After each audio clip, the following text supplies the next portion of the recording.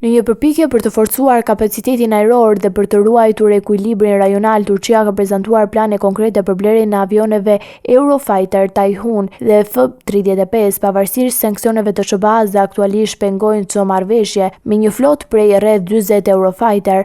Ankara synon të modernizojë forcën e saj ajrore dhe të zëvendësojë gradualisht avionët F-16 të vjetër, të cilët formojnë shtyllën kurrizore të forcës ajrore turke. Zyrtarët turq nënvizojnë se sulmet izraelite ndaj fshimve rajonal përfshirë Iranin, Sirin, Libanin dhe Katarin kanë nxjerrë në pa dobësitë e flotës ajrore turke dhe kanë intensifikuar nevojën për modernizim të shpejtë. Presidenti turk Tayyip Erdogan ka kritikuar ashpër veprimet e Izraelit në Gaza dhe ka theksuar rrezikun që këto veprime përfaqin paraqesin për sigurinë rajonale.